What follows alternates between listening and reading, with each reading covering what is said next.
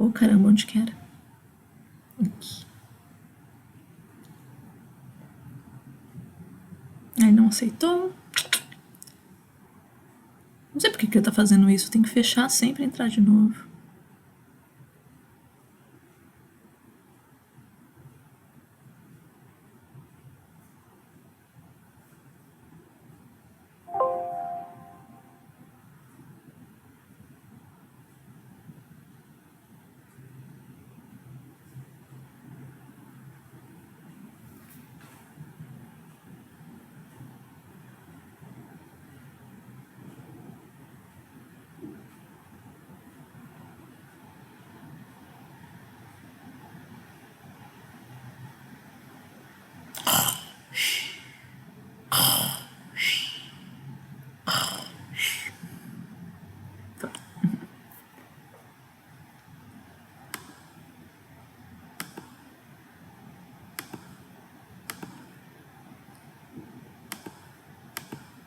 Agora sim.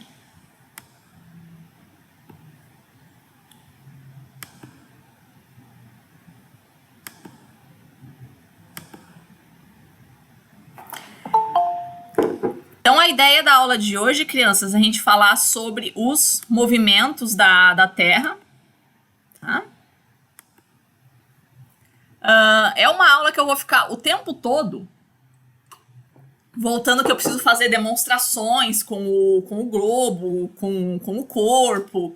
Então, eu vou ficar o tempo todo indo e voltando nos slides, tá? Se eventualmente vocês perceberem alguma incongruência, né, de parecer, de ser um momento que eu tenho que mostrar o slide, eu tô mostrando a câmera, ou se eu tenho que mostrar a câmera e eu tô mostrando o slide, alertem, porque eu vou ter que ficar trocando, assim, às vezes eu não percebo, tá?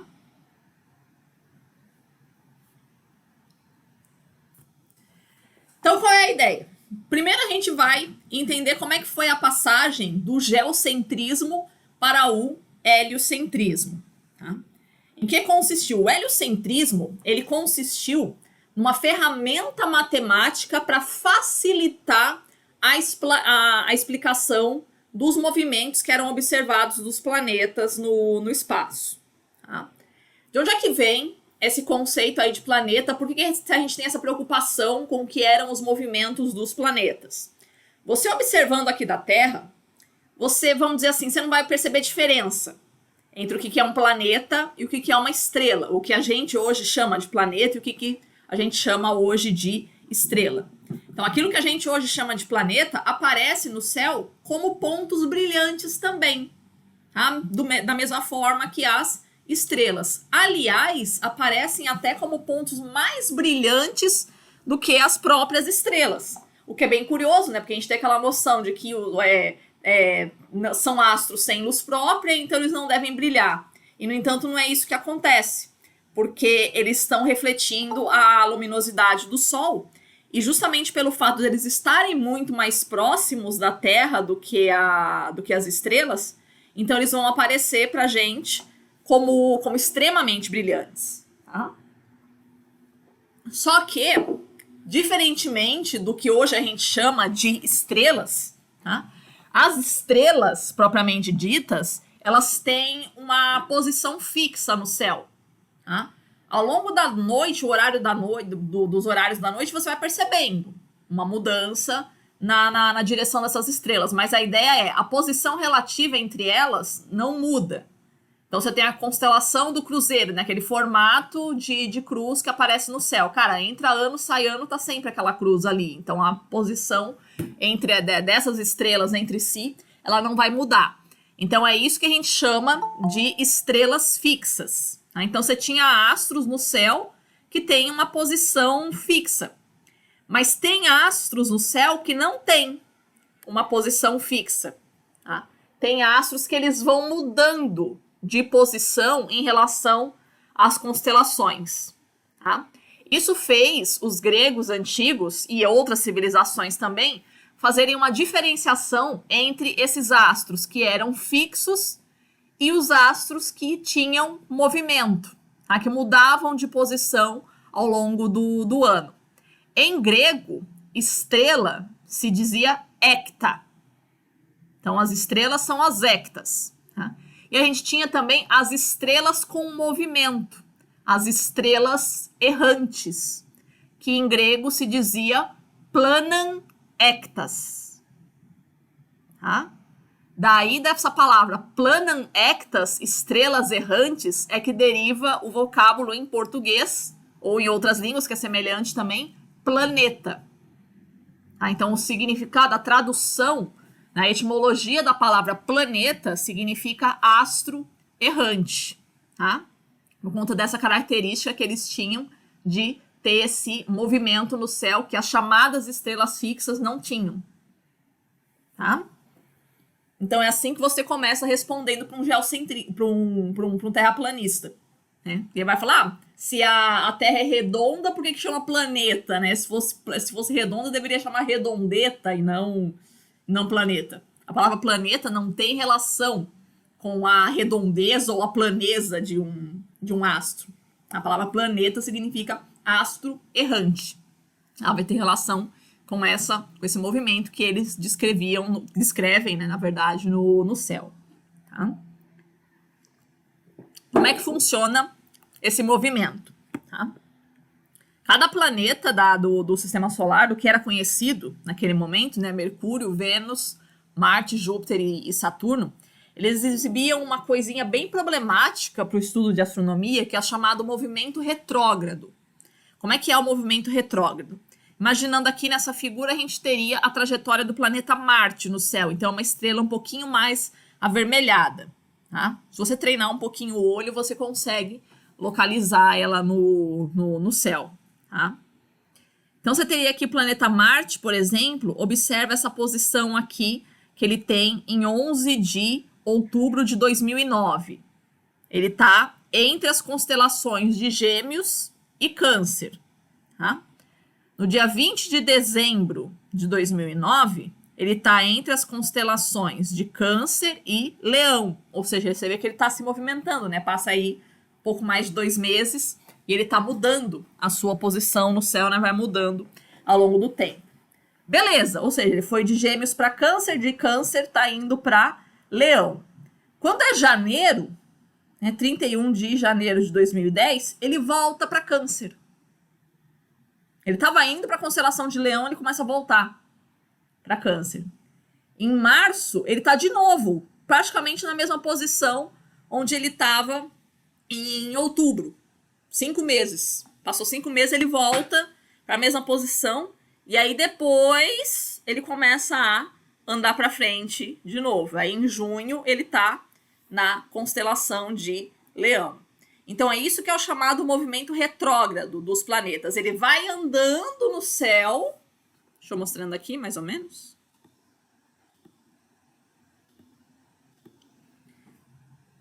Então o planeta vai fazendo isso. Ele vai andando no céu. E aí ele começa, você imaginando a abóbada celeste assim, né? Ele vai andando no céu. E aí ele começa a voltar. E depois ele segue. Tá? E aí cada planeta podia fazer esse movimento mais combinado, assim, tipo, planetas mais distantes podiam fazer, ó, vai e volta, aí vai mais um pouquinho, volta mais um pouquinho, aí vai mais um pouquinho, volta mais um pouquinho, isso ao longo do ano até ele terminar toda a volta aí na abóbada celeste. Então isso era bastante complicado, isso inseria pra gente uma complicação muito grande de explicar como é que se dava esse movimento, né? Como é que você explica isso dentro de um sistema geocêntrico? Porque pensando, se a Terra está no centro do universo, todos os planetas deveriam simplesmente ir dando a volta, né, em torno da Terra, assim como faz o Sol. O Sol não faz movimento retrógrado. Então é fácil a gente pensar que o Sol, que a Lua estão em volta da Terra. Eles não têm essa complicação de movimento. Tá? Então, esse é um problema que sempre tirou o sono assim, dos astrônomos, né? Como é que a gente vai explicar esse movimento retrógrado? Dentro do sistema geocêntrico, como é que se explicava o movimento retrógrado? Seguinte, o planeta não gira em torno da Terra. O planeta gira em torno de um ponto imaginário E é este ponto imaginário que gira em torno da Terra. Aí você consegue descrever esse movimento retrógrado. Como assim? Nessas figurinhas aqui que eu vou mostrar. Se o meu computador permitir, é claro.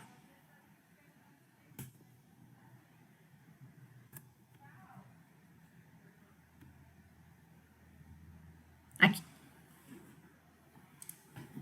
Então, como é que funcionava, né, a explicação do movimento retrógrado dentro do sistema geocêntrico? Então, aí a gente está imaginando, né, dois esquemas para um modelo geocêntrico. Então, a Terra é esse azulzinho que está aí no meio. Tá? No lado esquerdo, na figura do lado esquerdo, a gente tem o movimento retrógrado de um planeta interno. O que é planeta interno, professora? Mercúrio e Vênus. Tá? Cuidado, para quem já tem um pouquinho de conhecimento de astronomia, a galera confunde planeta interno com planeta rochoso. Não é a mesma coisa, tá? Planeta interno são aqueles que estão entre a Terra e o Sol, ou seja, para dentro da órbita terrestre, né? Então a gente tendo como referencial a Terra. Então é Mercúrio e Vênus. Então esse esquema do lado esquerdo valendo para Mercúrio e Vênus. E o esquema do lado direito valendo para os planetas externos, que na época os conhecidos eram Marte, Júpiter e Saturno. E o Sol também. Né? Então, o Sol é esse em amarelinho, a Terra em azulzinho, e aí o verdinho ou vermelhinho seriam um planeta interno ou externo. Então, como é que funciona?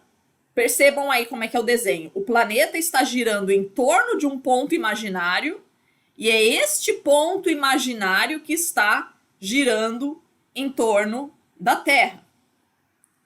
Então, como é que vai funcionar, né? Por qual a explicação, né, do movimento retrógrado, ou seja, a aparência de estrela que você vai ver voltando para trás ali na trajetória dele. Então, no caso de um planeta interno, na hora que ele está para dentro da órbita da Terra, perceba, parece que ele está voltando. Na hora que ele está do lado de fora, parece que ele está indo. Conseguiram enxergar?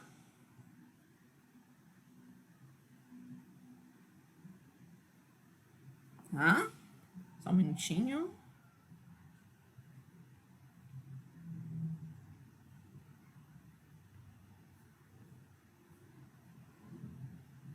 Tá, então, na hora que ele tá para dentro da órbita dele, ele parece que ele tá voltando. Na hora que ele tá pro lado de fora da órbita, parece que ele tá indo. Mesma coisa vai valer para um planeta externo. Na hora que ele tá para dentro da órbita dele, parece que ele está voltando. Na hora que ele está para o lado de fora, parece que ele está indo. Então, assim você conseguia conciliar o movimento retrógrado com o geocentrismo. Tá?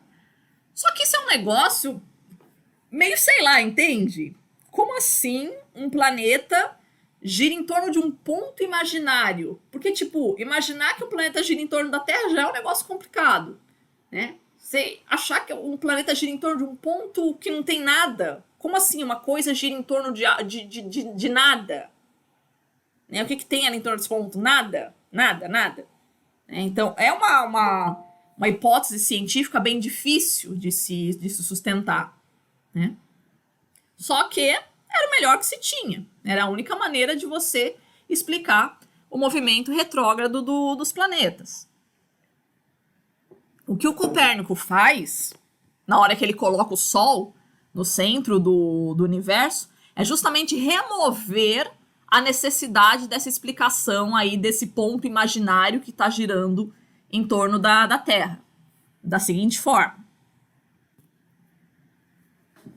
É isso que faz o modelo do Copérnico. Então, na hora que ele coloca o Sol no centro, ele vai conseguir explicar o movimento retrógrado sem a necessidade de postular essa ideia de que o planeta gira em torno de um ponto imaginário.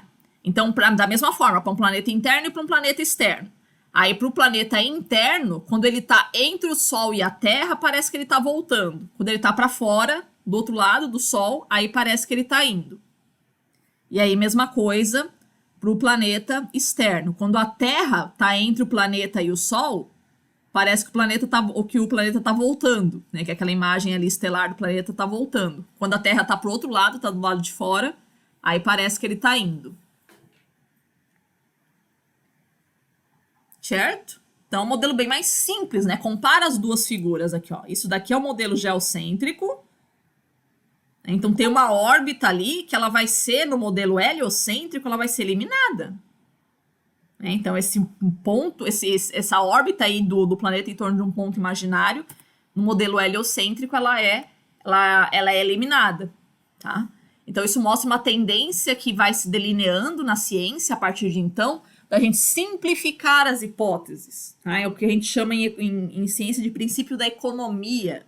A ideia de que quanto mais simples a hipótese, melhor. Ou seja, quanto menos entidades a hipótese postular, melhor. Tá? É o que faz, por exemplo, Newton, na hora que ele unifica a mecânica terrestre com a mecânica celeste. É o que faz o Stephen Hawking, né, na hora que ele está buscando a teoria do tudo. Né? A ciência ela vai sempre caminhando nesse sentido, né, em simplificar hipóteses. Então, a tendência que vem aí desde do Copérnico, né? Certo? Então, aí que é a ferramenta matemática que ele diz, né? É mais fácil colocar o Sol no centro, né? Fazer esses cálculos prevendo, você vai obter o mesmo resultado de movimento, né? Com o Sol no centro. Tá? A primeira grande evidência contrária ao sistema geocêntrico, na verdade, lembrando que quando Copérnico postula essa hipótese, ele coloca isso como uma hipótese. Lembra disso? Ele não fala, ele não diz que é o Sol que gira em torno da Terra. O primeiro que vai lançar uma evidência contrária materialmente, né, evidência contrária ao modelo geocêntrico vai ser o Galileu, né? Na hora em que ele observa com o telescópio, ele observa o que ficou conhecido como satélites galileanos, que são os 4 maiores satélites de Júpiter aí ilustrados nessa figura, que são Io, Europa, Ganimedes, que é o maior, e Calisto. Tá? Então, esses 4 grandes satélites, né, bem visíveis no telescópio, até um telescópio fuleirinho, se você tiver em casa, eventualmente, dá para... Se você tiver em casa, como se fosse fácil todo mundo ter um telescópio, né? Mas, enfim. Mas, tipo, né, é uma coisa que quem é apaixonado por ciência, né, costuma ter. Então, dá para você observar, né? Com um telescópio comumzinho, dá para você observar essas luas de Júpiter. Então, aí ele vai mostrar, né, que essas luas estão girando em torno da Terra, de Júpiter, né, mostrando que nem todo o corpo gira em torno da Terra. Tá? Originalmente, o Galileu chamou esses 4 satélites de satélites medicianos, que era para puxar o saco do Lorenzo de Médici, que era um político bem influente na Itália naquele período. Quem assiste Chapolin já viu essa história aí do Lorenzo de Médici. Tá? Mas aí depois a história consagrou esses satélites como satélites galileanos. Tá?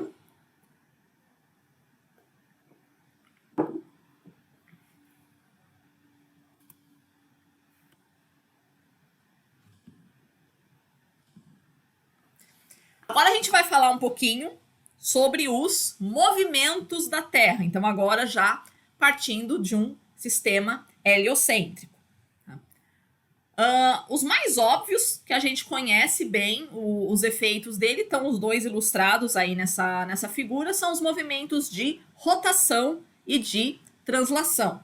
Grosso modo, né, rotação é o movimento que a Terra executa em torno do seu próprio eixo, aí ilustrado com um círculozinho em roxo, e a translação é o movimento que a Terra executa em torno do Sol.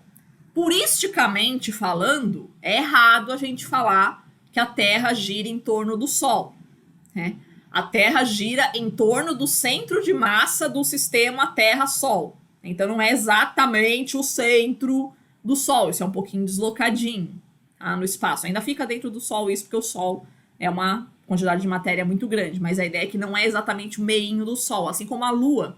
A Lua também não gira em torno da Terra, ela gira em torno do centro de massa do sistema Terra-Lua, que fica aí a uns 1000 quilômetros distante do centro da Terra. Então, o ponto que a Lua está orbitando em torno não é o ponto central da Terra, não é o miolinho da Terra. É um ponto ali no interior da Terra que está aproximadamente 1.000 quilômetros de distância do interior da Terra. Tá? Então, todo o corpo, os corpos não orbitam em torno uns dos outros, né? Ele orbita em torno do centro de massa desse sistema. Mas isso é mais, né? A gente tem uma maior exatidão aí dos termos científicos. Então, em que consiste a rotação? Peraí.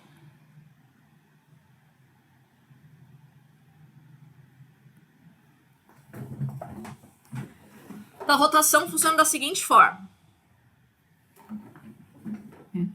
A Terra vai... Peraí, deixa eu fazer isso no sentido correto. Então, vocês são o Sol, né? Então, o Sol nasce primeiro no Japão, depois no Brasil. Eu sei que vocês estão vendo invertido, mas a ideia, eu quero que vocês captem a ideia da rotação apenas, tá? Então, isso é a rotação. Tá? Estou desprezando aqui a inclinação do eixo da Terra por enquanto. Tá? Então, em função do movimento de rotação, a gente tem a sensação da passagem dos dias e das noites. Porque, imaginando aqui vocês sendo o Sol, né, vocês estão iluminando e aqui essa minha parte está escura. Então, vai ter uma parte da Terra que é iluminada e a outra parte está escura. E isso vai trocando de tempos em tempos. Tá? A Terra não teve, só adiantando um pouquinho, a Terra não teve a mesma velocidade de rotação ao longo de toda a sua história. Estima-se que quando a Terra começou como planeta, ela fazia uma rotação em 5 horas, aproximadamente.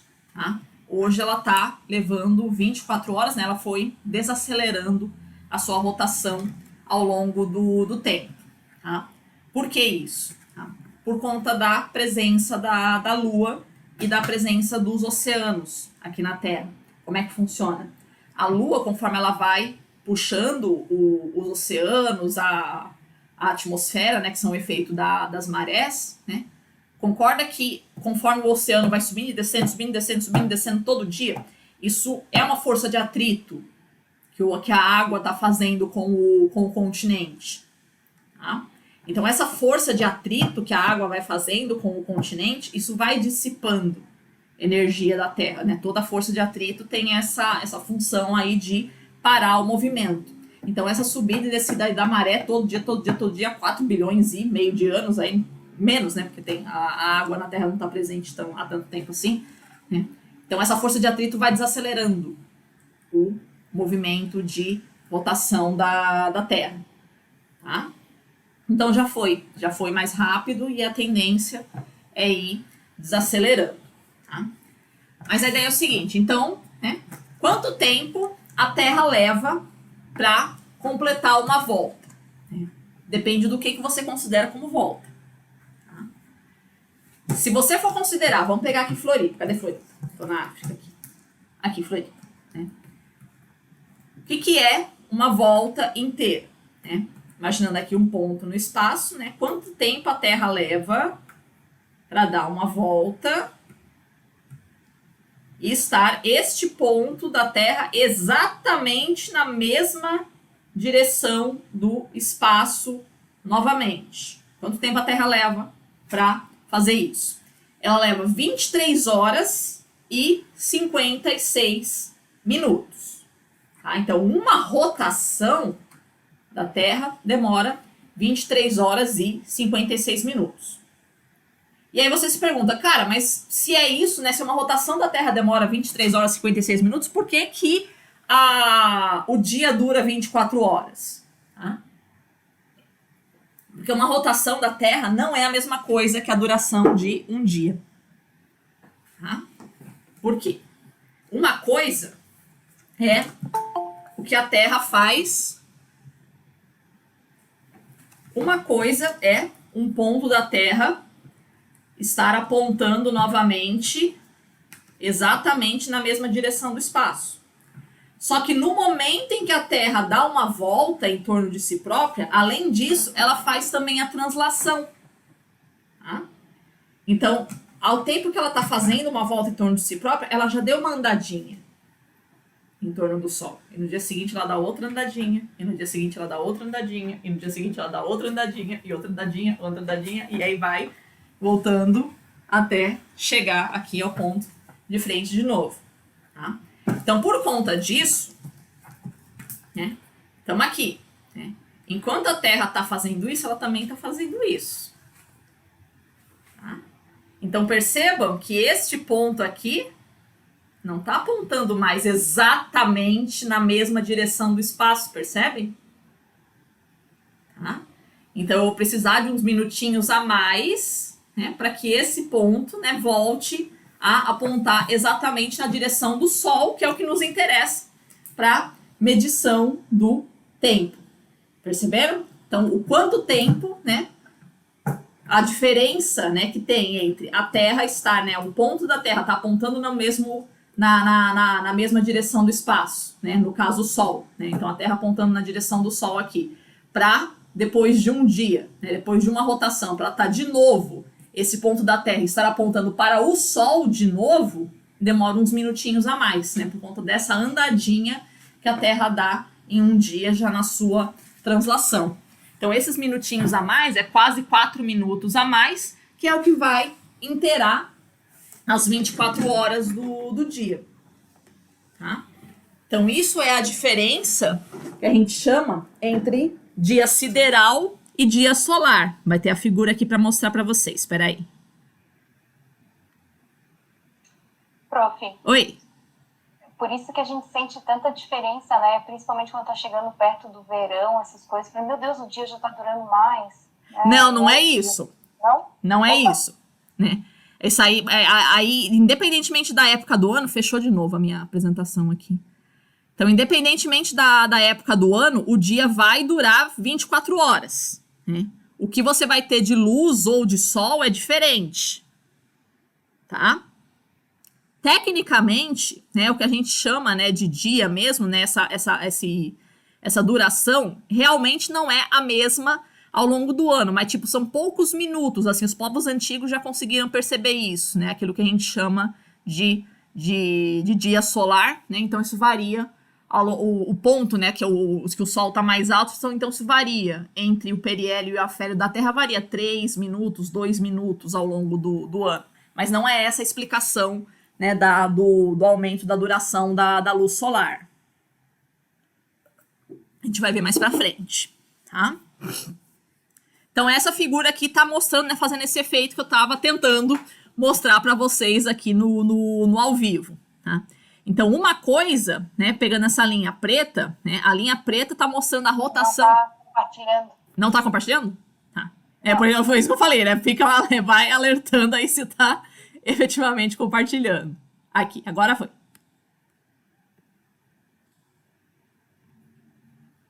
Ó. Então, essa linha preta, aí, o azinho, a linha preta, do azinho em linha preta, tá mostrando o que é a rotação sideral da Terra. Ou seja, quanto tempo um ponto da superfície terrestre, né, leva para estar apontando para a mesma direção do espaço. Para estar paralelo, né, à linha do dia anterior. 23 horas, 56 minutos e 4 segundos. Tá? Mas isso não importa para a gente na hora da passagem do tempo. Né? A gente tem a passagem do tempo, a nossa contagem da passagem do tempo é em relação ao Sol. Ou seja, quanto tempo um ponto da superfície terrestre vai estar novamente apontando para o Sol. E na distância que nós estamos do Sol, a gente pode tomar o Sol como um ponto. Aí na figura está exagerado, tá? Mas pensando na distância do Sol, a gente pode imaginar ele como um ponto no espaço. Ou seja, para a gente estar voltado para um ponto e quanto tempo depois a gente está voltado para este ponto específico de novo. E não uma direção abstrata no espaço. Aí sim, 24 horas. Que é o que a gente chama de dia solar. Tá? Então, demora mais uns minutinhos. Por quê? Porque no período em que a Terra fez uma rotação, ela já caminhou um pouquinho na translação. Ela já caminhou um pouquinho no seu movimento em torno do Sol. Tá? Então, a gente, meros mortais, não percebe. a passagem do dia sideral, a gente só percebe a passagem do dia solar, nessa sucessão de dias e noites aí. Certo? Então, esse é o nosso movimento de rotação. Aí nós temos também o movimento da translação, né? Que é esse daí que a Terra executa em torno do Sol. Tá? O movimento de translação, a gente sempre ouve a explicação de que ele é o responsável pela sucessão aí das estações do ano. Isso sozinho não é verdade. Tá? O movimento de translação, ele é o responsável pelas estações do ano se você considerar a inclinação da rotação, do eixo de rotação da Terra. Da seguinte forma.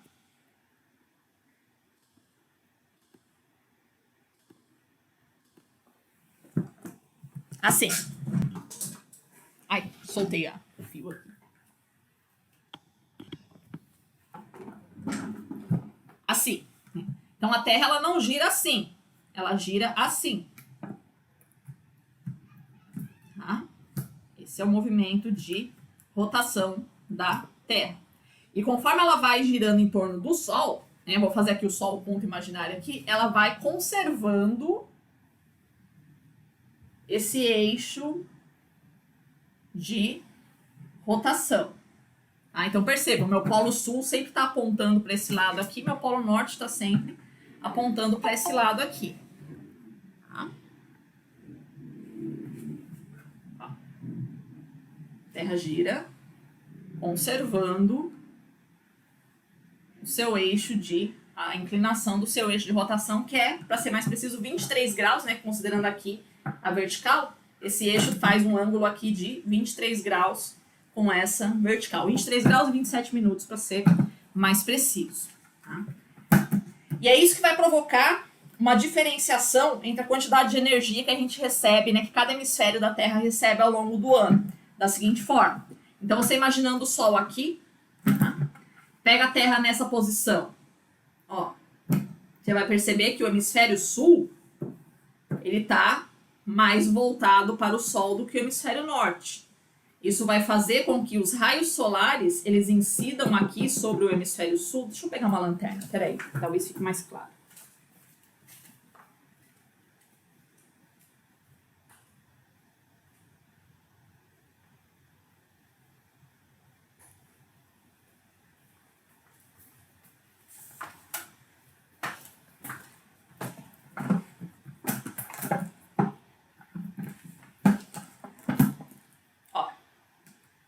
Pegando o Sol aqui, eles têm um ângulo de inclinação sobre o hemisfério sul muito menor do que eles têm sobre o hemisfério norte, percebe? Ó, aqui ele parece que ele está mais perpendicular sobre o hemisfério sul, mas o mesmo Sol com a mesma inclinação, ó, ele faz um ângulo muito maior sobre o hemisfério norte. E aí qual é o efeito disso? A gente vai retomar em climatologia. Lanterna com 2 modos é terrível, né? Então acontece isso daqui. Vamos ver se eu consigo mostrar na mesa. Será que eu consigo captar a mesa? Professora? Oi? Uma dúvida.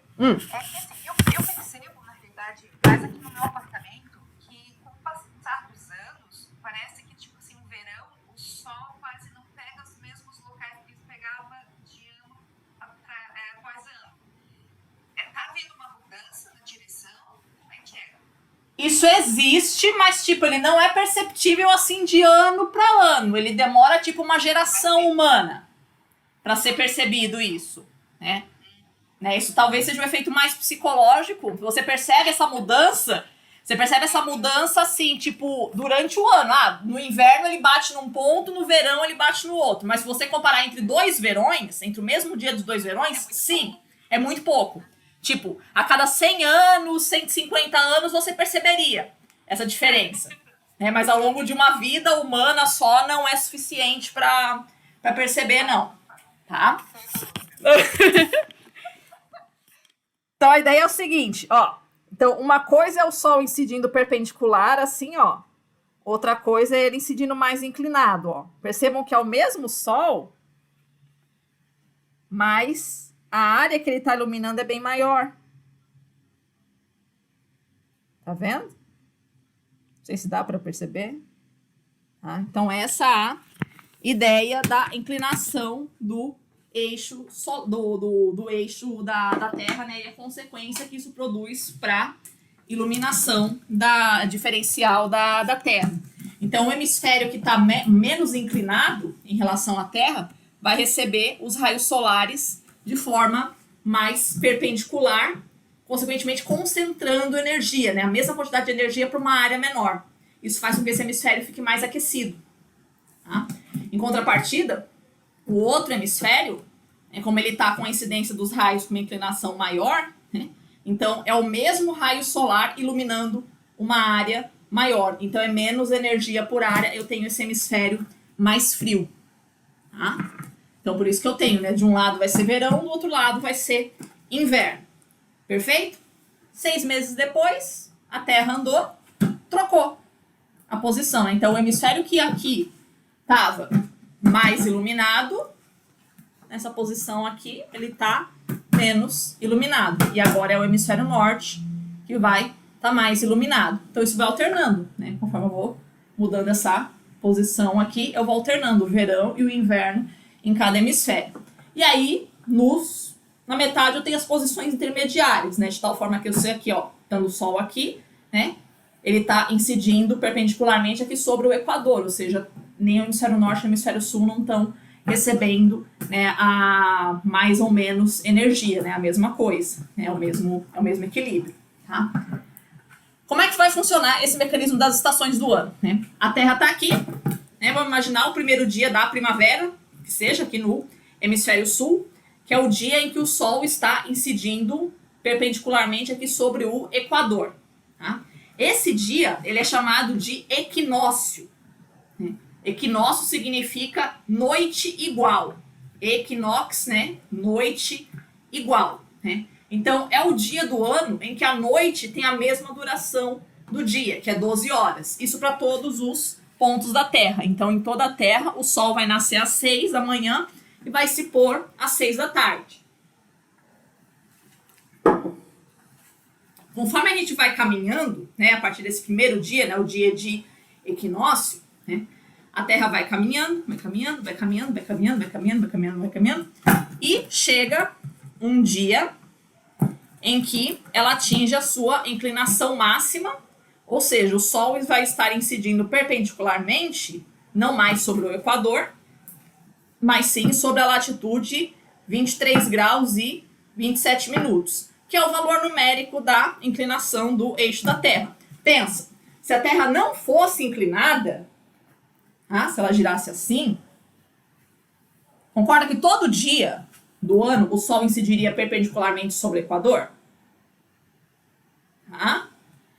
Então, em função da inclinação da Terra, é que vai mudando, né? Então, tem esse dia do ano que o Sol está incidindo perpendicularmente sobre o Equador, mas isso vai mudando ao longo do ano. Até que chega um dia que o Sol vai estar incidindo perpendicularmente sobre a latitude 23 graus e 27 minutos, que no caso do hemisfério sul, a gente chama essa latitude de Trópico de Capricórnio.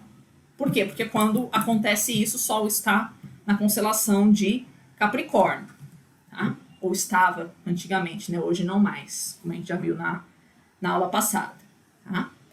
Vai passando o tempo. Esse dia, então, né, que o Sol incide perpendicularmente sobre o trópico, é o chamado dia de solstício. O que significa a palavra solstício? Significa sol parado. Tá? Por que sol parado? É uma explicação um pouquinho mais cautelosa que a gente precisa ter. Né? Aqui na costeira, dá pra gente perceber esse efeito aqui. Como o Sol já se pôs, eu não vou conseguir mostrar isso pra vocês. Mas deixa eu mostrar aqui. Legal de você ter uma visão assim, você ficar fazendo as observações astronômicas aí ao longo do ano. Vocês vão conseguir ver aqui. Tá? Vamos ver se eu vou conseguir mostrar. Então, a ideia é o seguinte, né? Conforme vai passando o ano, né, você vai vendo, aqui no caso eu estou mostrando a face oeste, né? Então eu vou vendo o Sol se pondo aqui em diferentes direções aqui ao longo do ano, tá? Então, pro inverno, o Sol vai indo nessa direção para cá, ó, ele vai fazendo esse trajeto. Tá? No inverno, o Sol vai se pôr aqui nessa direção, tá? Então, ele vai indo nessa direção no inverno e aí ele vai voltando, se pondo para essa direção aqui no verão. Então, ao longo do ano, ele vai se pondo aqui em diferentes direções. Quanto mais em direção ao polo da Terra você tiver, mais legal é você ver esse efeito. Então, Florianópolis é uma cidade que já está na latitude 27, aqui é bem legal da gente ver essa diferença assim, na posição de onde o Sol vai nascendo ou se pondo. É indiferente, né? Qual é a observação que você vai fazer, dos dois jeitos você vai conseguir perceber esse efeito. Tá? Então, a ideia seria essa, né? Vocês começarem a observar essa mudança aí no espaço. Então, a colega já estava falando, ao longo do tempo eu vou vendo essa diferença aqui no ponto em que o Sol vai apontando aqui em casa. Então, tem uma época do ano que o Sol aponta no armário, tem uma época que ele aponta na porta, né? É bom vocês perceberem essa diferenciação. Então, o que significa solstício, né? É a hora que o Sol vai andando, né, para esse ponto aí no horizonte, é a hora que ele para de andar e ele começa a voltar. Tá? Por isso que os antigos deram esse nome de Sol parado. Tá? É a hora que o Sol para esse movimento, vai andando em uma direção do horizonte, seja no nascer, seja no pôr, ele para de andar e ele começa a voltar. E aí no outro solstício, né, no caso do inverno, ele para de andar e volta, vai voltando para o ponto central. Então, ele vai fazendo isso, nascendo e se pondo, né, no horizonte, ao longo de vários anos, assim, né, sempre fazendo esse movimento. Então, no inverno, verão vai para o outro lado, no inverno, ele volta para esse ponto de novo. Tá?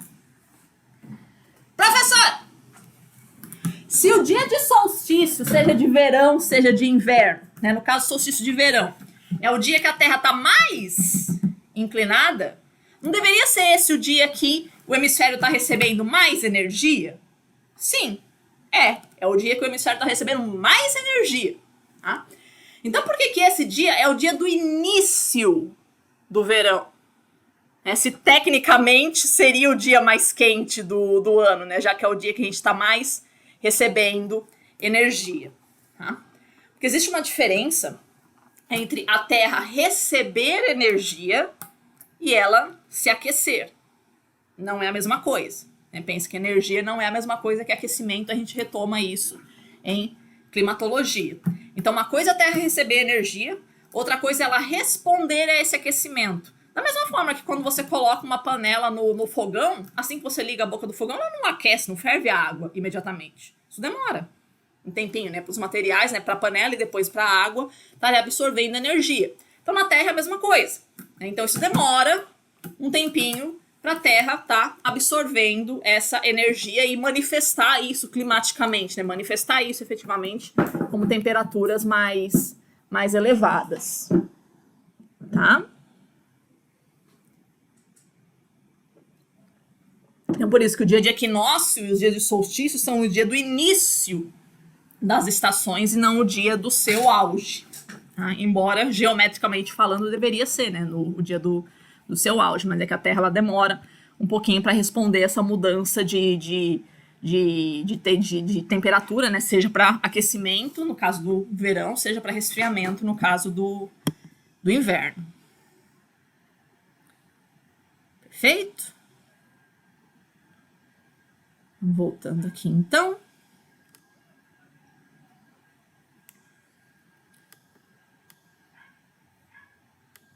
Então, quanto tempo a Terra leva para dar uma volta em torno do Sol? Então, da mesma forma, a gente tem o ano sideral e o ano trópico. Ou seja, um ponto da superfície terrestre, quanto tempo esse ponto leva para estar apontando para uma mesma direção do espaço? Né? Tá paralelo, né, com esse mesmo ponto aí do espaço. 365 dias, 6 horas, 9 minutos e 10 segundos. Agora, o ano trópico é diferente, né? O ano trópico é quanto tempo um ponto da superfície terrestre leva para estar de novo este ponto apontando para o Sol de novo, e não para um ponto, né, na mesma direção do espaço. 365 dias, 5 horas, 48 minutos e 46 segundos. É o ano trópico que nós utilizamos para o nosso calendário civil. Então, da mesma forma que nós não percebemos, nós réis mortais não percebemos a passagem do dia sideral, mas somente do dia solar, a gente também não percebe a passagem do ano sideral, também somente do ano trópico, né, que é o que importa pra gente é a Terra, né, o ponto da superfície terrestre está apontando de novo para o Sol, no mesmo ponto. Tá? Isso aí tem diferença por conta do movimento da precessão dos equinócios que a gente vai ver daqui a pouquinho. Tá? Tranquilo até aqui, crianças? Com esses dois movimentos, que são os mais básicos da Terra, né, que são a rotação e a translação. Agora a gente vê outros movimentos que a Terra executa também, se o meu computador permitir.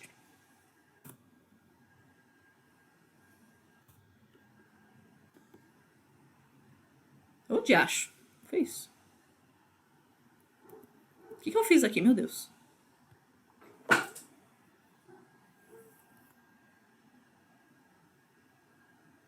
Aí. Analfabetismo digital é um problema. Agora a obliquidade da eclíptica. O que é a obliquidade? Esse valor que a gente falou, que o eixo da Terra é inclinado de 23 graus e 27 minutos, ele não é fixo ao longo da história.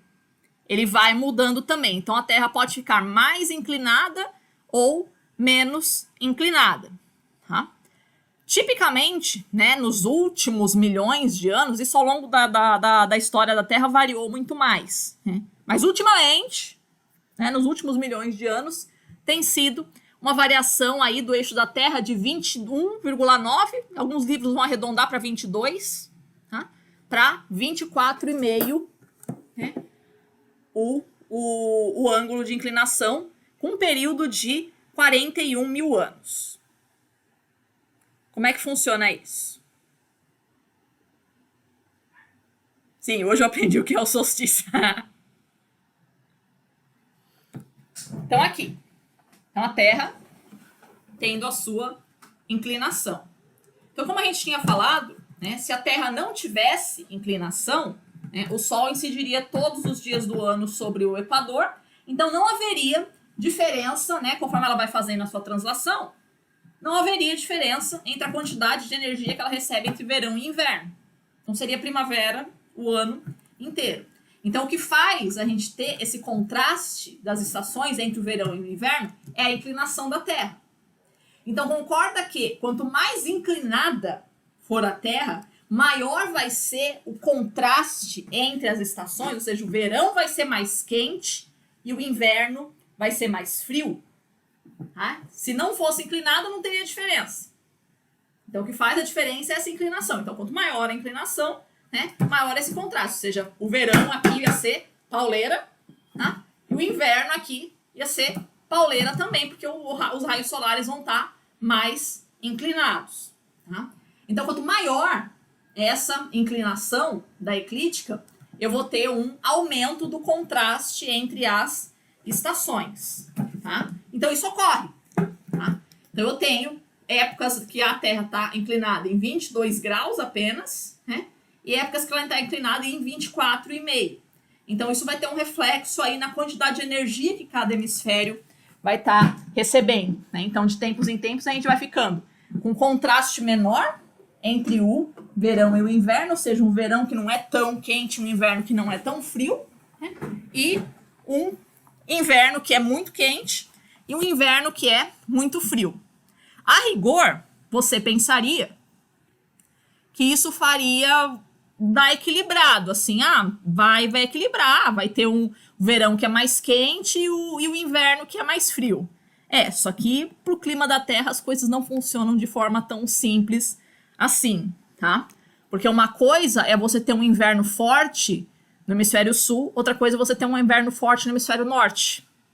Porque os hemisférios, eles não têm uma distribuição igual de oceanos e continentes. E oceanos e continentes, vocês que foram bons alunos de física na escola, têm propriedades térmicas diferentes. Então, uma coisa é aquecer o oceano, outra coisa é aquecer continente. Vocês conhecem o mecanismo de brisa terrestre, por exemplo. Tá? Então, esse mecanismo, ele vai auxiliar a instalação de mudanças climáticas de longo prazo na Terra. Tá? Então, vamos pensar, né, no momento em que um hemisfério está com um inverno muito prolongado, isso pode gerar uma glaciação sobre ele. Tá? Então, é isso que faz a obliquidade da eclíptica, né? Produzindo verões muito mais quentes ou invernos muito mais frios, né? Contribuindo aí para a ocorrência de períodos glaciais. Tá? De quanto em quanto tempo isso acontece? Esse ciclo dura 41 mil anos. Ou seja, para eu sair de 22, passar para o 24,5 e voltar para o 22. Ou seja, o ciclo completo, não é só a ida. É a ida com a volta. Tá? Isso dá 41 mil anos. Então, atualmente, a gente está quase no final, né? De um, assim, tipo, a gente está no 23,5, né? 23,45, então a gente está mais para o extremo do que pro meio. Tá? Quem é que faz esse efeito? Né? Esse efeito é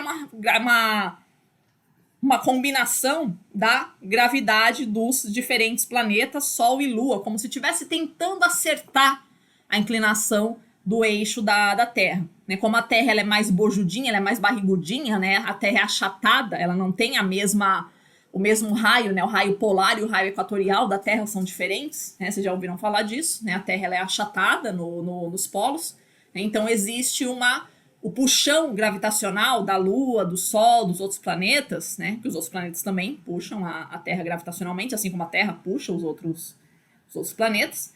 Então esse puxão gravitacional ele é diferente no polo e no equador. Tá? Então isso vai fazendo a Terra ficar dando esses sambinhas de tempos em tempos. Tá? Como se os outros planetas estivessem tentando reequilibrar essa diferença gravitacional da Terra, mas é infrutífera porque a Terra é um bloco de rocha, né? Ou seja, não adianta ela puxar mais de um lado que o outro lado, não adianta puxar mais do equador que o polo vai junto, né? Não tem como separar, né, o polo do equador. Tá? Perfeito? Então, aumentou a obliquidade, aumentou o contraste entre as estações. Outro movimento, né, outra variação dos parâmetros orbitais da Terra que nós temos é a excentricidade da órbita. O que é excentricidade? O Kepler, ele descobriu, né, com os cálculos do Tycho Brahe, que a gente tinha comentado na semana passada, o Kepler descobriu que as órbitas dos planetas não é circular. A órbita dos planetas é elíptica. Então é uma oval, não é um círculo perfeito. É quase um oval, né? É um círculo bem mequetrefe, assim, é pequena a diferença, mas existe. Tá? O que é uma elipse? Uma elipse é uma figura formada por, né, dois focos, né? Então são dois centros, né? De tal forma que, você pegando essa medida, o R e o R', tá? A soma, não interessa qual ponto da elipse você esteja, a soma do R com o R' é sempre a mesma. Tá? Você pegando a distância de um ponto da elipse até o foco, somando com a distância até o outro foco. E o Sol ele não está no meio, o Sol está num foco da elipse. O que isso quer dizer? Né? Que com a órbita da Terra sendo elíptica. A gente vai voltar a falar de lei de Kepler nas próximas aulas.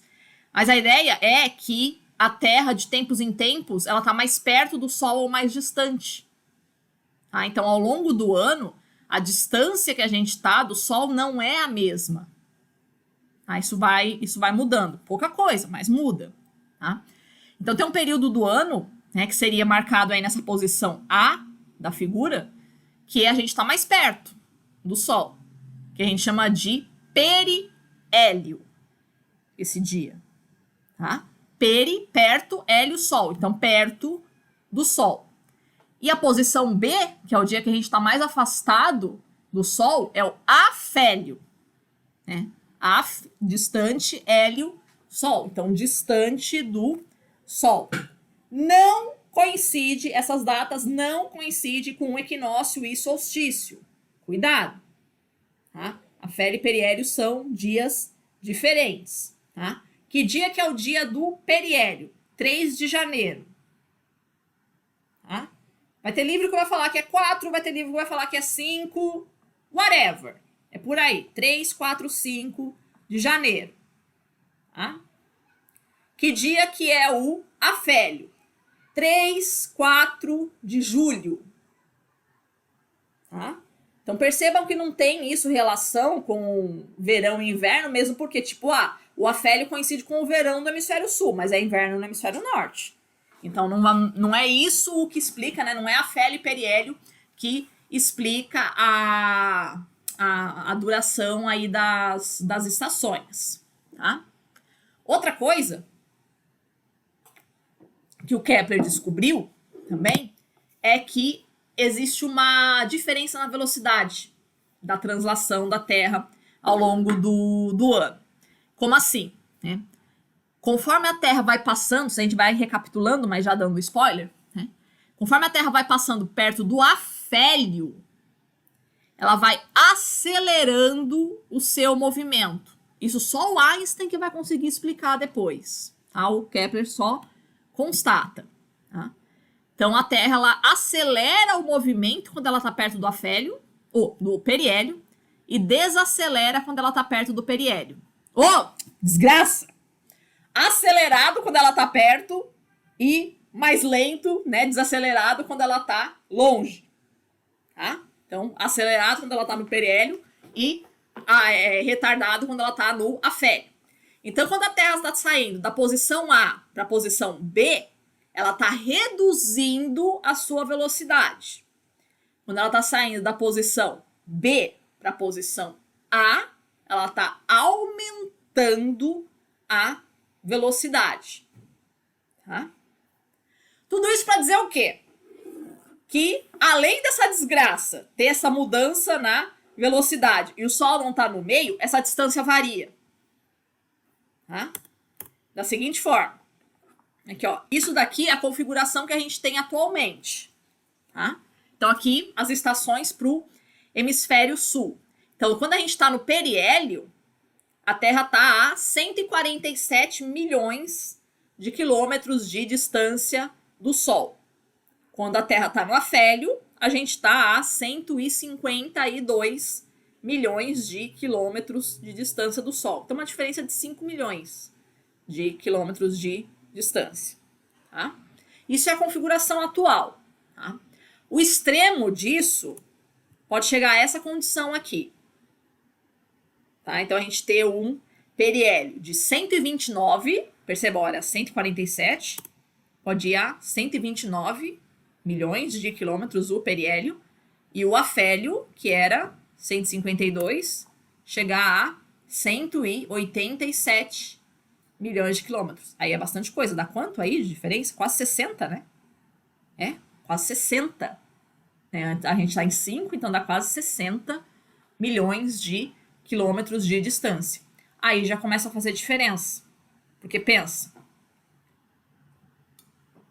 se a Terra ela corre mais rápido quando ela está no periélio, vamos pensar, por causa do hemisfério sul aqui que está ilustrado, né? Então eu teria que essa época do ano, que é primavera e verão, ela ficaria curta, e a época de outono e inverno ela ficaria mais longa. Professora, pode isso? Não é verdade que as estações têm 4 meses de duração? 3, né? 3 meses de duração cada uma? Não. As estações não têm todas a mesma duração. Tá? O dia que você não tiver nada mais útil para fazer, mas assim, nada mesmo, aquele dia que você estiver entediado, pega e calcula. Né? Pega os dias ali, qualquer site aí vai te dizer, né, qual foi o dia, a hora, né, que começou cada estação. Então você vai fazendo o cálculo, né? Quantas horas dura cada estação. Você vai ficar estupefato com a diferença, né? De verão para inverno tem tipo quase uma semana de diferença. É quase nada. É quase nada, mas olha o tamanho da Terra. Olha a diversidade de tipos de superfície que a gente tem. Então, isso tem um resultado óbvio aí, né, sobre a quantidade de energia que vai estar sendo absorvida e a forma como ela vai estar sendo transmitida pelo planeta. Então, se você levar isso para a situação extrema, né, você pode ter tipo uma primavera e verão, vai, de 2 meses, né? Um mês de primavera, um mês de verão. O resto do ano é frio. Tá? Então, aí isso seria uma condição aí de instalação de um período glacial também. Tá? De quanto em quanto tempo a gente tem essa variação? A cada 100 mil anos. Tá? Então, a cada 100 mil anos, a gente sai dessa situação máxima, volta para o mínimo, a gente não está no mínimo, né, mas é algo perto disso, então vai ficar mais equilibrado, vai chegar aí é só 3 milhões, vamos imaginar assim, a distância do PRL para a Afélia, né, a diferença, para depois voltar para a situação extrema. Então, a cada 100 mil anos. Tá? Temos um ciclo maior a cada 400 mil anos, então a cada 400 mil anos a gente tem o mínimo do mínimo e o extremo do extremo. E a cada 1 milhão e 200 mil anos a gente tem o mínimo do mínimo do mínimo e o extremo do extremo do extremo. Para fazer uma analogia na sua vida. Tem dia que as coisas vão bem, tem dia que as coisas vão mal. Ok. Tem dia que as coisas vão muito bem, tem dia que as coisas vão muito mal. E tem dia que as coisas vão bem pra caramba e tem dia que tá tudo absolutamente errado, aquele dia que você nem devia ter levantado da cama. Tá? Então, assim também que funciona, né? Todos esses ciclos na natureza, eles também vão ter isso. Tem as posições intermediárias, tem as posições extremas e tem as posições super extremas também, né? De tempos em tempos. Tá? Então, da mesma forma, também é a gravidade dos outros planetas, né? O puxão dos outros planetas que vai fazendo a Terra ficar sambando aí nessa órbita entre o Sol e entre o Sol e os outros planetas, né? Principalmente Júpiter e Saturno, que eles são mais grandinhos, então o torque gravitacional deles é bem expressivo, tá? Então vamos pensar, né? Aqui a gente tem, nessa situação, a gente teria, né? Então primavera e verão muito curtos para o hemisfério sul, né? E inverno e outono e inverno muito longos para o hemisfério norte. E aí você pode começar a combinar esses parâmetros, né? Vamos começar a combinar a excentricidade com a obliquidade, combinar isso com a distribuição de continentes e oceanos na Terra, que isso vai mudando também de tempos em tempos. E aí você vai criando aí diferentes configurações climáticas para o planeta. Uhum.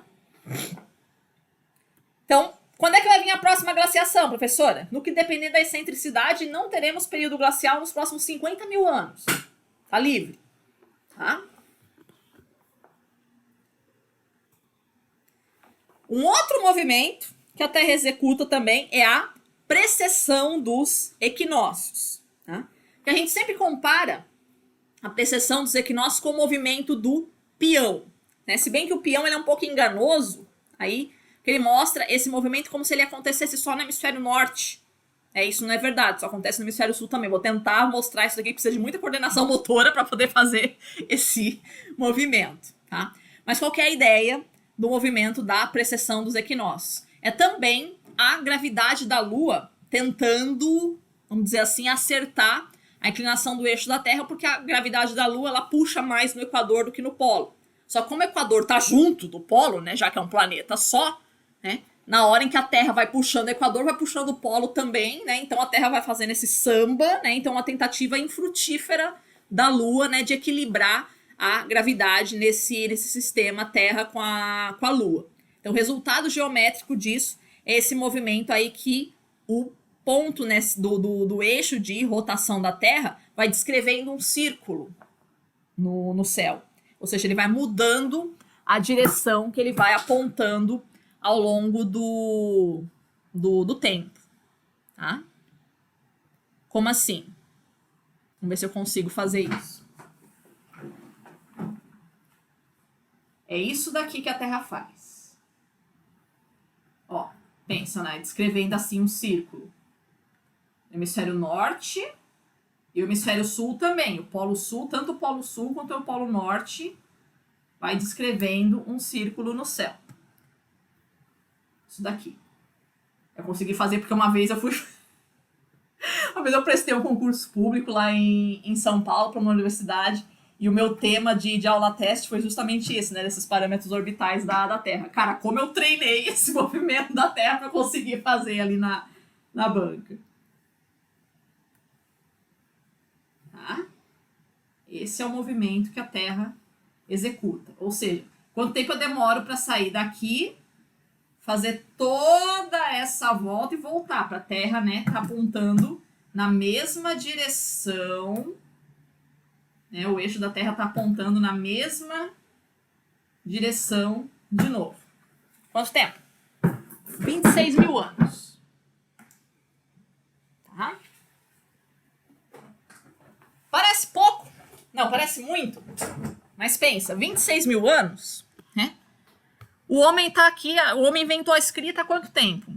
4 mil antes de Cristo. Né? Então, já 6 mil anos aí que a gente tem a escrita. Tá? Então já faz um tempo, já dá pra gente perceber essa mudancinha, né? Um pouquinho. Tá? Na prática, o que você vai ver com essa mudança? Né? Qual é o resultado prático desse movimento? Vamos pensar o seguinte, vou ter que sair aqui de novo, ter que mostrar isso no Globo. Né? Essa aula é difícil de dar, que eu tenho que ficar toda hora trocando. Assim. Pensa. Eu tenho essa configuração aqui. Tá? Sol aqui, verão, inverno. Perfeito? Né? A Terra apontando nessa direção aqui. Tá? Na hora que vai mudando, eu vou mudando, cheguei na metade do ciclo. Tá? A Terra agora está apontando nessa direção aqui do céu. Tá? Na mesma época do ano, aqui, ó, mesmo dia do ano, aqui era verão e aqui é inverno. Nesse mesmo dia do ano, aqui é inverno e aqui é verão. Tá? Então, o ciclo da precessão dos equinócios faz eu trocar a época da ocorrência das estações. Tá? E aí você vai conseguindo combinar isso tudo com os outros parâmetros que a gente já viu. Tá? Então, vamos pensar, né? Se uma configuração assim para ficar bem quente no hemisfério, né? Você está aqui no afélio, né? O periélio coincidindo com o verão. Então, você vai ter um verão super quente, né? O afélio coincidindo com o inverno do seu hemisfério. Cara, então o seu hemisfério, o inverno do seu hemisfério vai ser super gelado. Então, na hora que você começa a combinar esses 3 parâmetros aí, você vai tendo as condições favoráveis para a ocorrência de uma glaciação.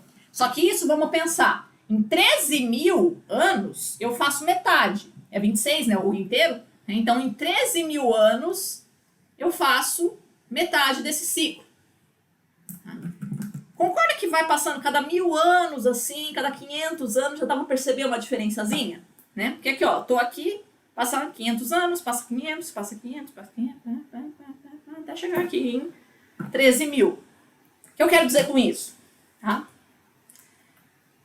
O resultado que você vai observar, né, da precessão dos equinócios, por que ele se chama precessão dos equinócios? Qual é a medição dele, o que você percebe no céu? Né?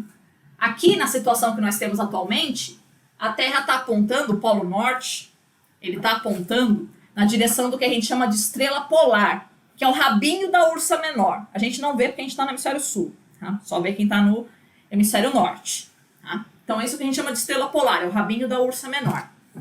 Daqui a 13 mil anos, quem quiser me dar um globo novo de presente, eu tô aceitando.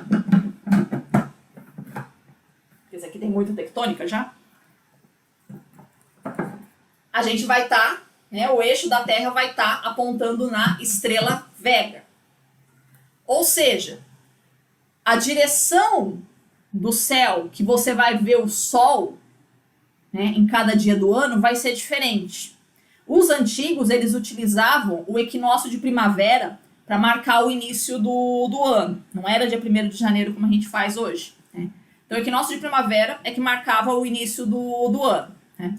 Então, de tempos em tempos, o equinócio de primavera, né, você vem da posição que o Sol está ao meio-dia, no dia do equinócio de primavera, tá? Aí a constelação que isso está de noite. Isso vai mudando ao longo do tempo. Toda a civilização antiga conseguiu perceber isso. Cara, toda civilização que durou pelo menos 200, 300 anos na Terra, qualquer povo que durou isso conseguiu perceber esse efeito.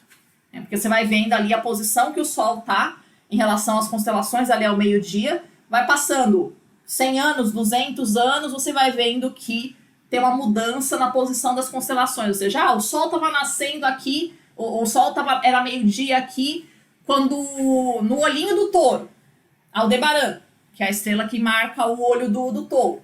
Né? Então o Sol está meio-dia no dia do equinócio, né? Quando você for de noite, óbvio, aquela posição ali vai ser o olho do touro. Dali 200 anos, já não está bem no olho do touro, está mais para a orelha do touro, na constelação. Então elas foram percebendo esse efeito, essa mudança aí na passagem das estrelas, na passagem, né, de onde é que o Sol fazia o equinócio de primavera ao longo do tempo. Tá? Então, atualmente, né, o Sol está fazendo o equinócio de primavera na constelação de Peixes. Tá? Mais precisamente já no finalzinho da constelação de Peixes. Tá? Já chegando aí, daqui uns 100 anos mais ou menos, o equinócio de primavera já do hemisfério norte vai estar ocorrendo na constelação de Aquário. É isso que em astrologia se chama a Era de Aquário. Tá? Que os antigos interpretavam aí como, né, cada era astrológica aí como um tempo com as suas características, né, com as características de cada signo. Tá? Então, isso astronomicamente isso existe, né? Você tem a interpretação astrológica, claro que nada a ver, mas isso existe, né? Essa mudança aí na posição que o Sol vai, né? A posição que o Sol está no equinócio de primavera e, consequentemente, nas outras estações também. Dicas, né, do quanto a humanidade já percebeu esse efeito. A gente vai ter várias menções a isso na Bíblia, a esse movimento, tá? Você não precisa conhecer a Bíblia, mas de repente, né, se você assistiu o filme Os 10 Mandamentos, né, que ele vai ter essa menção também. Aquele momento que o Moisés fica enfurecido quando ele vê os judeus, hebreus, na verdade, na época se chamava, né, judeus só depois de Jesus. Né, na hora que ele vê os hebreus cultuando um bezerro de ouro. Tá? O que aquilo significava? O culto ao bezerro, que é o touro, né, ele era um culto muito, muito caro aos persas. Os persas, eles cultuavam muito o touro, era um animal muito sagrado para os persas, e por extensão também vai ser para muitos outros povos ali daquele momento histórico. Tá? Então, eles estarem cultuando o touro seria, né, uma afronta, né, à lei mosaica, né, porque eles estariam, né, fazendo esse culto pagão. Né? Mas por que os persas e outros povos daquela época cultuavam o touro? Porque era na constelação de touro, naquele momento histórico, né, mais de 2.000 anos atrás, 3.000, 4.000 anos atrás, né, que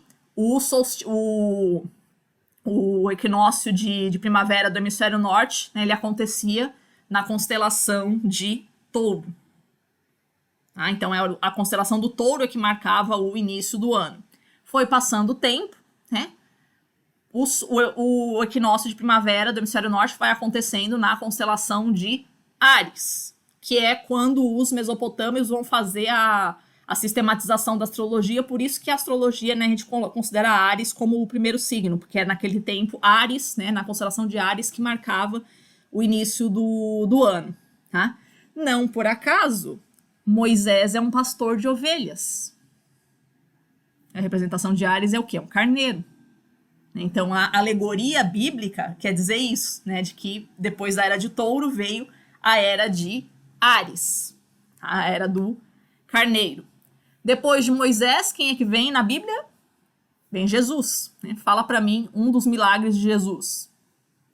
Multiplicar 5 pães e 2 peixes, que é a representação ali da constelação de peixes, aproximadamente ali, pela época do nascimento de Cristo, a gente está entrando, né, o Sol está entrando na era de peixes. É por isso que chama precessão, né, porque vai indo ao contrário do que a gente toma, né, como o zodíaco, né, com o sentido habitual aí do Sol ao longo de um ano. Tá? Então, ao longo dessa era toda, né, ao longo de um ano, o Sol vai num sentido, mas ao longo desses 26.000 anos, o Sol vai no outro sentido. E tem também, né, diz que tem, não achei ainda essa passagem, mas diz que tem no Evangelho de São Lucas, diz que Jesus fala um trecho assim, né, quando, futuramente, assim, quando virem um homem segurando um cântaro de água entrando na cidade, sigam. Um homem segurando um cântaro de água é a representação da constelação de Aquário. Então, né, os hebreus sabendo aí que o que ia acontecer, né, passando a era de peixes, a gente ia chegar na era de Aquário. Então, isso é o que a gente observa na Bíblia, mas se a gente for estudar outras civilizações, todas elas vão, de alguma forma ou de outra, né, contar essa história aí de formas diferentes, né, colocando essa alegoria aí de formas diferentes aí sobre essa passagem aí do Sol pelas diferentes constelações. Tá?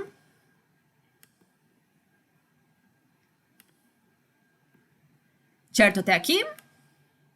Então, isso é o movimento da precessão dos equinócios. Tá? Então, ele faz trocar a época de ocorrência do verão e do inverno. Então, para cada hemisfério, obviamente, né? Se o verão do seu hemisfério estiver coincidindo com o periélio, né, você vai receber mais energia durante o verão. Porém, o seu inverno vai ser muito longo. Tá? Ok? Com os movimentos? Tá? Aqui uma ilustração aí, né, de quais foram os períodos das diferentes eras, né? A era de touros, a era de Áries, a era de peixes, a era de aquário.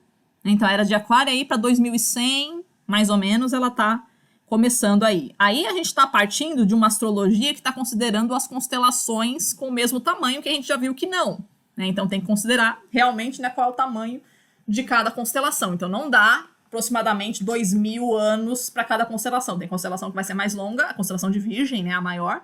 Tem constelação que vai ser menor, que é o caso do Escorpião. Tá?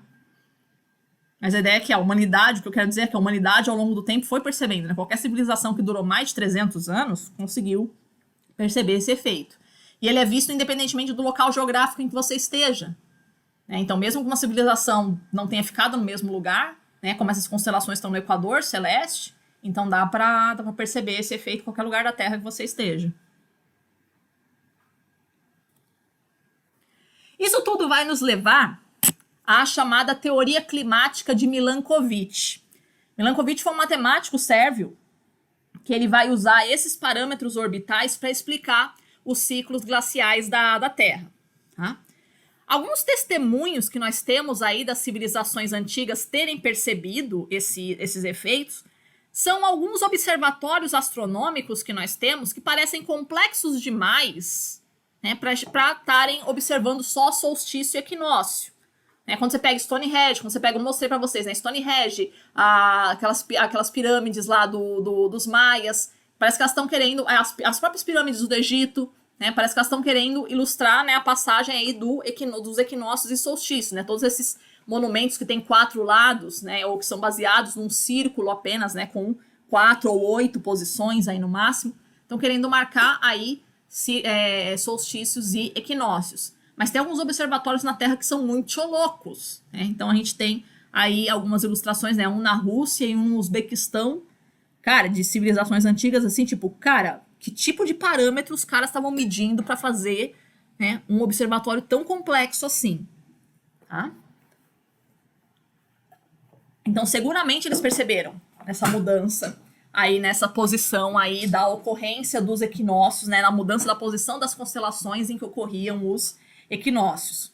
E a gente tem o testemunho também, né, da medição, né, da estrela Spica. O que é a estrela Spica?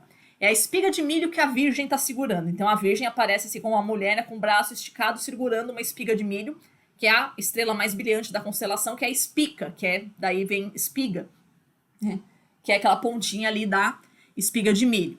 Então os gregos mediram a posição da estrela Spica em relação ao Sol, né? Então já perceberam, né? Em 150 anos já deu para perceber a diferença da mudança dessa posição.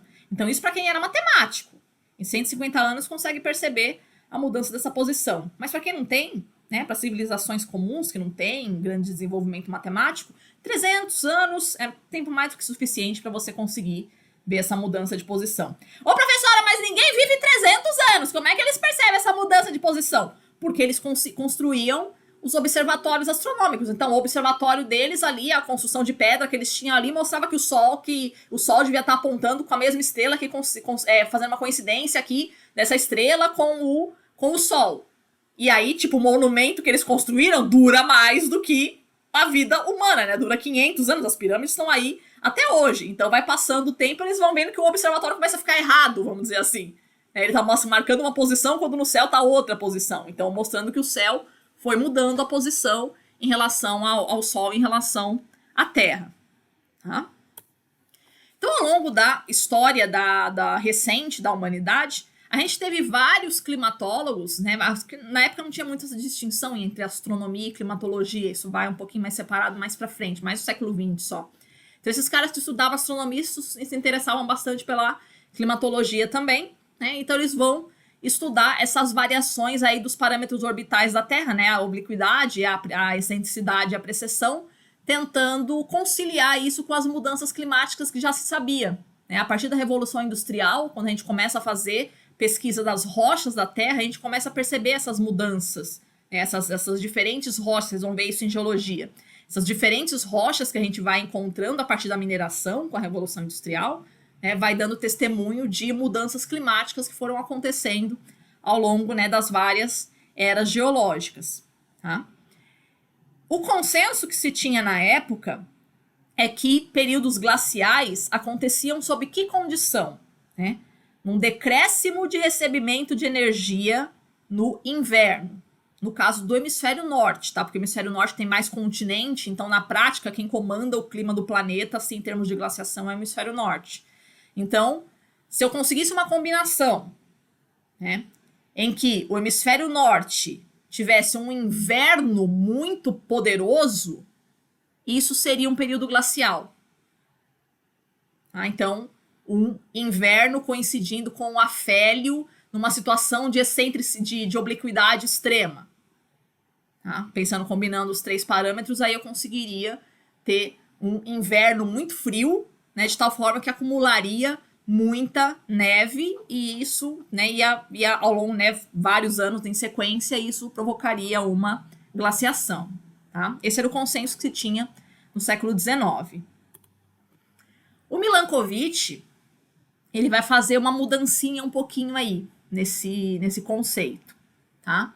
Então ele faz os trabalhos dele na primeira metade do século XX, final do século XIX, começo do século XX. Tá? Ele vai manter extensa correspondência com o Köppen e com o Wegener. Quem foram esses caras, professora? O Wegener talvez você já tenha ouvido falar. O Wegener é o pai da teoria da deriva continental. Ele vai ser o primeiro que vai falar ali explicitamente, né, que os continentes vão se separando. O Köppen era um climatólogo.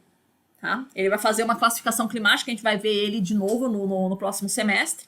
Ele vai fazer a primeira classificação climática planetária é do Köppen. Tá? Curiosamente, o Köppen era sogro do Wegener. Olha que interessante. Né? O Wegener era casado com a filha do Köppen. Falei, cara, quando eu soube disso, eu falei, cara, eu daria tudo pra participar de uma churrascada na casa desses caras. Pensa, final de semana conversando com Köppen e Wegener. Meu Deus do céu, os papos que devia rolar em termos de ciências da Terra. E o Milankovitch também não era desse círculo de amizade, assim, não era da família, mas ele conhecia, né, já manteve correspondência, né, conhecia, né, desenvolveu os trabalhos paralelamente a esses caras. Então, era de ouro da geologia acoplada com a climatologia, com a astronomia, né, todos eles fazendo uma interdisciplinaridade muito interessante, né, que nos dias de hoje, infelizmente, não se faz mais. Tá? Só dando minhas clássicas alfinetadas. Voltando. Então, qual é a ideia do Milankovitch? Ele vai pegar os trabalhos do Kroll. O Kroll vai enfatizar muito mais o ciclo da excentricidade, tá? E ele vai tentar explicar as diferentes eras glaciais da Terra em termos da excentricidade da Terra. Né? Esse é o parâmetro que ele vai dar mais ênfase, tá? Como na época ele não conseguiu provar muito da sua teoria, ele ficou meio em desuso, né? Ficou meio no ostracismo, assim, né? Até que a partir da década de 70, com pesquisas melhores que a gente teve em paleoclimatologia, né, sobre os climas antigos do planeta, a gente começou a ressuscitar essa hipótese do Milankovitch, né, de que as glaciações na Terra elas são regidas por parâmetros astronômicos. Então, qual a conclusão que o Milankovitch vai chegar? O Kroll, ele dizia que a glaciação, para ocorrer, precisa de um inverno poderoso. Correto? Então, decréscimo de recebimento de energia no inverno. Ou seja, por exemplo, né, o afélio coincidindo com o inverno numa obliquidade muito alta. O Milankovitch vai falar que não. O problema não é inverno. O problema é o verão. Não é o inverno longo que faz ter uma glaciação. É o verão curto. O que, no timing, aí não é exatamente a mesma coisa, dependendo do hemisfério. Tá? Eu posso ter, dependendo da configuração, inverno longo, porém um verão potente também. Tá? Então, qual é a configuração que o Milankovitch vai chegar à conclusão, e é isso que a gente aceita hoje, né? Qual é a configuração planetária que favorece a ocorrência de glaciação? Para o hemisfério norte, né? Um verão curto, um verão ameno, de tal forma que o verão não consegue derreter toda a neve que caiu no inverno, então ela vai acumulando, ano após ano. Tá? Então não é o inverno forte, né? Não é o inverno muito frio que é perigoso, é o verão, um verão mais frio, né? Um verão que não é tão quente assim. Então essas são as 3 condições que o Milankovitch vai estabelecer para a ocorrência de uma glaciação. Né? Então, quais são as 3 condições planetárias que vão fazer com que eu tenha no hemisfério norte, né, um decréscimo de energia durante o verão? Obliquidade baixa, porque lembra, né, quanto maior a obliquidade, maior o contraste entre as estações. Ou seja, eu tenho um verão mais frio, ok, mas um inverno mais frio, quer dizer, mais um verão mais quente. Então, se a obliquidade está baixa, eu tenho um verão menos quente. Assim como o inverno menos frio também, né? Mas o que interessa aqui é o verão. Então, obliquidade baixa faz o verão ficar mais ameno. Excentricidade alta, tá? E excentricidade aí combinando com o verão. Então, o verão do hemisfério norte ocorrendo no afélio. Então, eu tendo um verão que acontece no afélio, um verão meu que acontece quando eu estou muito longe do Sol, né, em períodos de excentricidade alta. Pensa, eu tô aqui, ó, acontecendo o verão, né? No afélio, eu tenho um verão muito ameno, muito suave, né? Então, com uma excentricidade alta, o meu verão acontecendo quando eu tô nos quintos dos infernos, em relação ao Sol, eu vou estar recebendo pouca energia no verão, tá? Então, isso, excentricidade alta, verão ocorrendo no afélio e obliquidade baixa, né, que eu vou reduzir o contraste entre as estações. Essas são as condições aí para a ocorrência de uma glaciação. Tá? É isso que o Milankovitch vai estabelecer. Tá? Atualmente, como é que a gente está? A obliquidade está de médio para o alto, né? A excentricidade está baixa e o verão do hemisfério norte está ocorrendo no afélio, né, que é o 4 de julho. Tá? Então, só uma das condições está favorável à ocorrência de uma glaciação. Ah, isso não significa que a gente está no meio do caminho, então, para uma glaciação, professora? Não, tem que estar ocorrendo as 3. As 3 condições, né, juntas para a ocorrência de uma glaciação. Então, aí, pelos cálculos do Milankovitch, para os próximos 50 mil anos, estamos livres de gelo. Eu tenho raiva disso, né, porque eu gosto de frio. Né? Então, eu não verei uma glaciação aqui na Terra.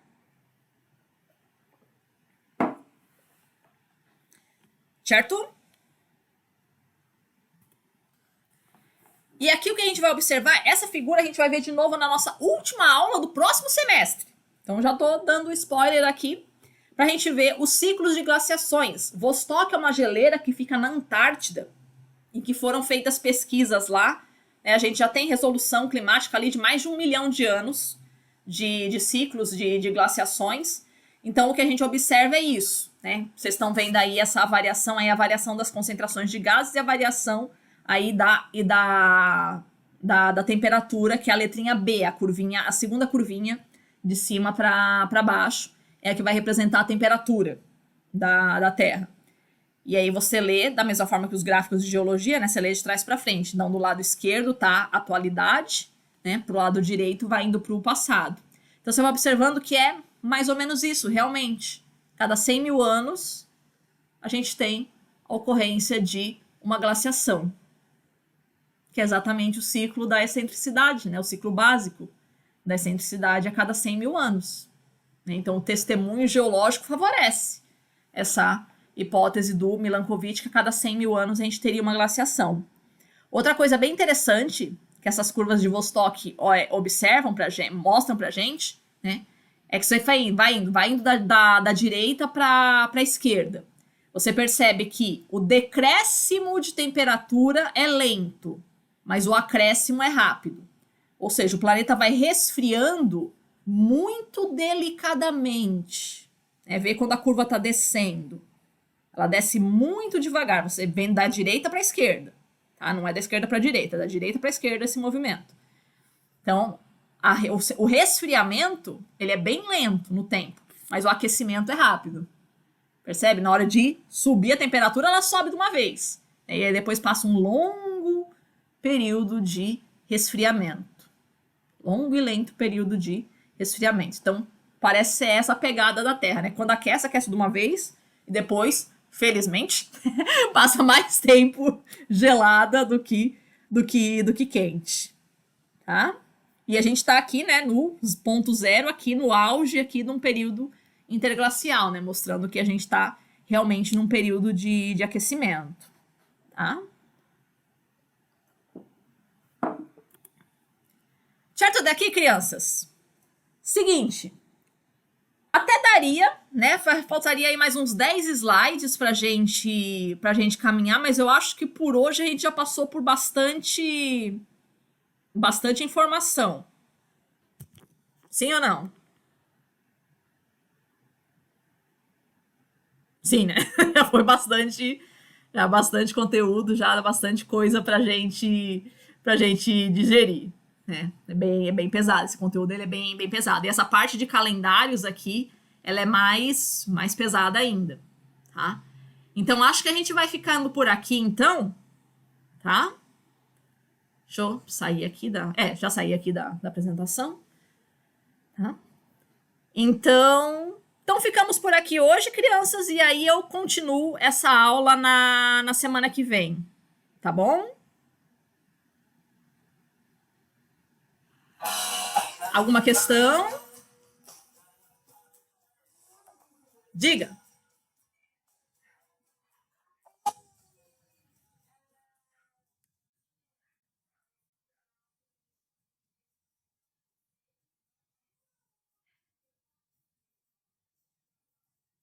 Não. O ano bissexto vai ter relação com aquelas 5 horas e 48 minutos do ano trópico, que é o que a gente vai ver quando a gente falar de calendários.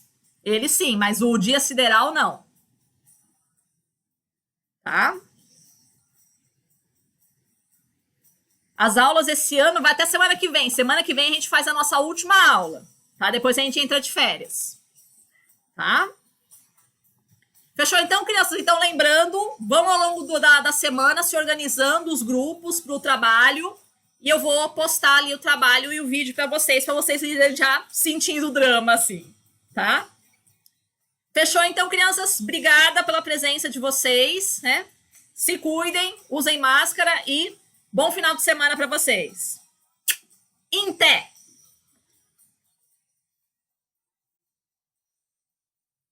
Tchau, tchau, queridos. Tchau, tchau.